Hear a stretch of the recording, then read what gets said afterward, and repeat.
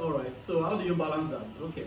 Um, this one is very tricky, and I don't know how long we have to talk about this. When we do these things about with relationship things, I always like to be very practical and you know talk from where we are, what we do, how what's working for us, because we are trying to build a family that is word based and focus on what does the Bible say about things. There was a phase in our marriage where it looked like that, and the problem sometimes is that you guys aren't talking about it. That's the problem sometimes. Nobody is saying anything because the subject of sex almost feels like a taboo in church, right? Nobody wants to say anything about it. Nobody wants to talk about it. Everybody wants to avoid that subject. When you guys don't talk and you just assume that something is supposed to be, the truth is that you have expectations in your heart.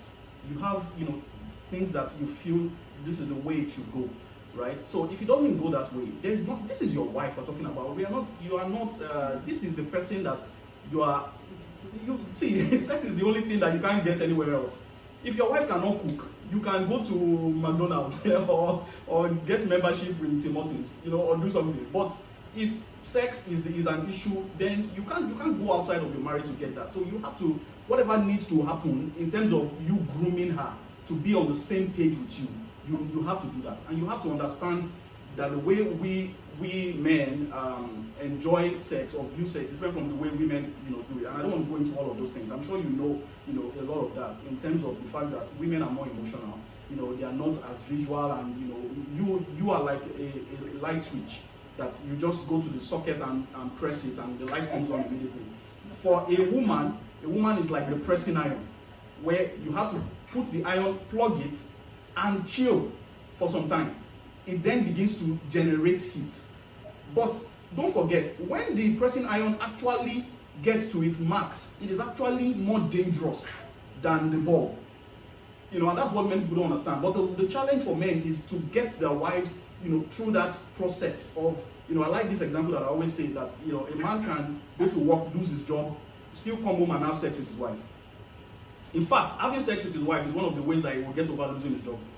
But for a woman, that is practically impossible because everything is in one compartment. You have to walk her through the fact that she has lost her job, right? And go through all of that, reassure her, because her love language is security. Every woman in the world, that's a general, known fact, is they have a sense of security that they want in marriage. So you have to walk her through that and let her come into the place where she feels reassured, and then you can now get into the process. And don't wait until it's time. Like PW always says that our fathers in Africa, they won't talk to their wives all day. Then in the night they will now do like this. Oh yeah. That has you can't do that. Like that's not going to work. You have to have this sex thing has to have been built in. From the start of the day. When you are leaving home, you are kissing. I can't remember the last time I left this house without kissing my wife goodbye. I cannot remember it, and it is deliberate. It's not something that because it's an investment that I'm making. So it's not something that it is deliberate. I will kiss her goodbye before I leave the house. As I get to work, I'm sending a message to say I have arrived at work. As my lunch break, I'm making sure that we're on FaceTime. While I'm eating my food at lunch, we are talking. I'm getting to know what she has been through that day. Anything that can be a hindrance later on, I'm taking it out of the way. That's the way to do this thing. You don't just, get home and just be doing like this on the bed, put up the light and try to be moving closer. That doesn't work. By the time I'm getting home, she is already, because for her, it's an emotional thing. So by the time I'm getting home, she's hugging me at the entrance, and I can feel that tonight is going to be a good night. So that's the way to do it. But there has to be communication. Why are you laughing like this? There has to be communication, right? You have to talk about it. You have to talk. You have to, take her through the things. And then if she's not enjoying sex, there might be a reason. It might be maybe the way you guys are going about it, right? Maybe you guys need to talk to her. Is it something that is a painful experience for her? What are the options that you have to make it less so? Right? So these are all the things that I know some people that are engaged might be connected. I don't want to go into more details so that I don't whet people's appetite on holy way. But you have to look for solutions that will work and bring that to where you are with that, okay? And make it more honestly, this is what I believe. That if it is done in the right way, the way God wired that thing called sex, every human being enjoys it if it is done the right way. So there's no human being that doesn't like pleasure.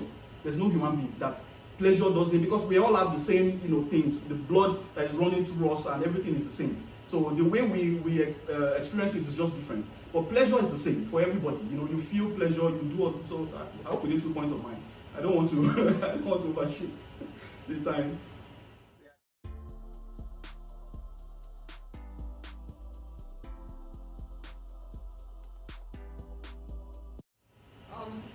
I think it's important that as couple you have to attend the same church. You have to feed from the same fountain. You can't be somewhere else. The husband can't be hearing something else and the wife is hearing something else. For us, when our case is a little bit different, like whenever I visit my husband when he was still in Nigeria, I go to the church he was attending. And I didn't actually have a problem with that. When it came to Canada, the plan was, okay, you come and see, this is where I'm attending. I submitted that to him that, okay, if you come and you don't like this place, I'm open to going wherever the Lord leads you. Like, I know you are the head of this house, so I'm open to go. When he came, he didn't even have a problem settling here, and that was how we made my church our home church. So, but I think you guys have to agree what are the things you're looking for in a home church. Because if your wife or your husband thinks I'm not being fed here, you have to look for a place where both of you can feel nourished and built up. One person cannot be nourished at the expense of the other. It's important that you guys both attend a place. Submit it to God. If God has brought you together, submit it to God, and God will lead you where to go to find a home church for your family.